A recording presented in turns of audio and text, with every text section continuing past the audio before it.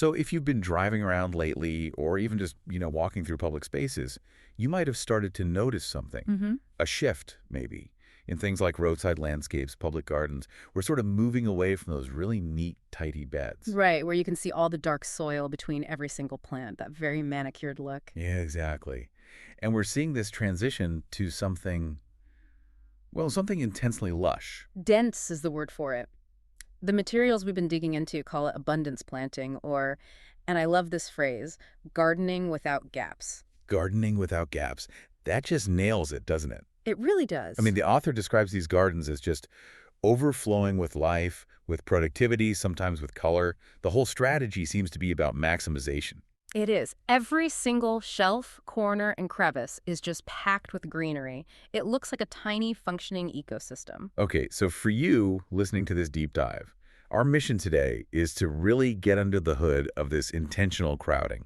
Yeah, because we want to figure out the reasoning behind it. It's not just about aesthetics. There's a really specific and I think surprising practical purpose here. We're going to explore the philosophy and the techniques that are driving this. Okay, so let's unpack that. The first thing that jumps out at me is the paradox. Mm-hmm. Every gardener learns on day one that you need spacing. You give plants room to breathe, you stop them from competing, you need air The circulation. traditional rules, yeah. So why on earth would a professional strategy be to intentionally crowd plants? It feels completely counterintuitive. It does, but that's where the big revelation from the analysis comes in. This is the real aha moment. Okay. If you look at that dense garden and you assume it takes a huge amount of effort, a team of gardeners working around the clock, you've missed the entire point. So it's not high maintenance. The main driver for this, especially in these big public spaces, is that it all boils down to low maintenance. Low maintenance. Wait a second. I look at all that complexity, and I immediately think it must be a ton of work. Pruning, trimming, managing. And that's the genius of it. For, a municipal project with a tight budget, the initial effort is high, for sure. Right. It's what you'd call front-loaded labor. But that upfront work replaces all the ongoing stuff, the constant weeding, the daily watering, adding new soil every year. Once this kind of garden is established, it pretty much takes care of itself. So you're trading a burst of intense effort at the beginning for almost no effort in the long run. Exactly. That would make the financial case for this really compelling for, say, a public works department. What kind of jobs does it eliminate? Well, the big three are weeding, watering, and mulching. When a space is packed this tight, weeds just have nowhere to sprout. No light, no space. They're just outcompeted. And then all those plants create this dense canopy that shades the soil, keeps it cool, and stops water from evaporating. It cuts down on irrigation needs massively. So what looks like chaos is actually this really refined, self-managing system built for resilience. Precisely. And it's not just an aesthetic choice, though it can be beautiful. It's a practical, effort-saving measure. And that low maintenance goal is what drives everything else. It is. It's the engine for the two big strategies the research identified, starting right at ground level. Okay, let's get into the application then. The foundation of this whole thing seems to rest on one critical rule. Mm-hmm. You maintain a little or no bare soil policy. You just shouldn't see any dirt. Right. The absence of bare earth is key. Mm. And the way they do it is pretty innovative. Traditional landscaping, it uses things like wood chips or other substrates to cover the soil. Which works, but you have to replace it. You do. A truck has to come every couple of years. You need the labor to spread it. It degrades. It's a passive material. Another job to eliminate. Exactly. So instead of that, these gardens use what the source material calls ground cover species as living mulch. Living mulch. Yeah, think of really resilient, spreading, low-growing plants. Maybe certain types of sedum or creeping thyme, depending on the climate.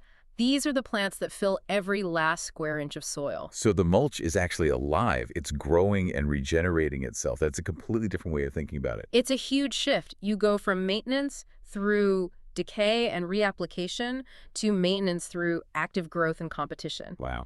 And what's so fascinating is that this living ground cover does all the same things. It holds in moisture, it keeps the soil temperature stable, it blocks weeds, but it does it sustainably. Plus, the roots improve the soil structure. You're not fighting weeds anymore because the good plants have already taken up all the space. So you turn a problem zone bare soil into a solution that manages itself. That's That's really elegant. It is, and managing that base layer is what sets the stage for the second big strategy. Okay, so the ground is covered. Literally. But what about everything above that? This is where it seems like it could just become a tangled mess. Right. How do you maximize all that space without everything just choking itself out? The author pointed to a clear strategy of vertical stacking. And this is where it gets three-dimensional. They design the space almost like a natural forest edge, or I guess a good city analogy is an efficient skyscraper. Okay. You're using space not just horizontally, but vertically. Different plants are set up to occupy different levels, different light niches, so they're not all fighting for the same resources. So it's not just a pile of plants. There's a real layered architecture here, like an ecological four-story building. Yeah. What are the layers they identified? They found 4 distinct layers. It starts at the top with layer 1, the canopy layer. Your towering trees. Exactly. These are the big structural anchors, and crucially, they control the light and the climate for everything growing underneath them. They're the ceiling. They're the ceiling. Then moving down, you get the vertical layer. This is your climbing plants, vines, clematis, that sort of thing. The space savers. The ultimate space savers. They use the trunks of the trees or other structures to get up to the light without taking up any floor space. And then we get into that really dense middle zone. That's the mid layer. This is all your shrubs and smaller understory trees that are nestled right under the big canopy branches. Things that like dappled light. Right. Your rhododendrons, your boxwoods, things that fill in that volume between, say, your ankles and about 15 feet up. And then finally, we're back down at the ground to complete the stack. And that's the base layer, which includes all the things we talked about before. The herbs, small ferns, and, of course, our living mulch. So this systematic layering from the trees all the way down to the herbs, that's what creates the abundance. Everybody has their own little apartment in the building. They're not competing for the same slice of sun or the same bit of soil. Every resource gets used efficiently. And, this layering also adds resilience. The canopy breaks the force of heavy rain. The mid-layer insulates against temperature swings. The plants are actually helping each other. That makes the whole system tougher, which is a huge deal with our changing climate. But, speaking of aesthetics, the author had a really interesting point about the visual trade-off here. The color. Yeah, the color. They noted that the palette in these super efficient gardens is predominantly green. They were wondering, where are all the vibrant flowers? And that is where the rubber really meets the road between what the public expects and what's ecologically efficient. Right. The city council wants something bright and Instagrammable for their new park. Of course they do. But the analysis suspected the reason for all that green comes right back to the beginning. Affordability and ease. So the showy flowers have hidden costs.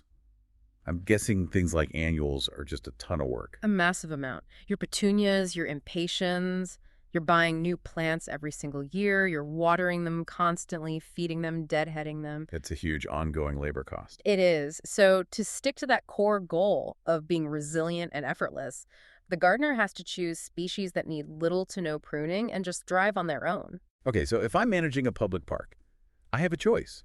I can spend $50,000 a year on high-maintenance annuals for a splash of color, or I can spend $10,000 on tough, mostly green perennials and ground covers that will look good and manage themselves for the next 5 years. It's a pretty easy choice when you look at the budget. You're trading that high-input seasonal color for low-input, robust, year-round green.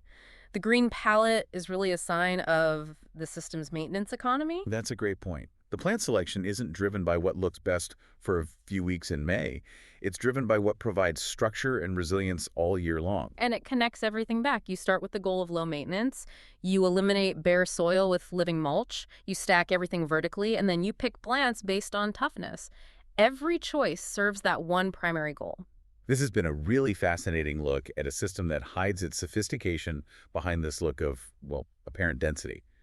For you listening, I think the core takeaway is clear. Abundance planting is this incredibly layered, low-maintenance strategy.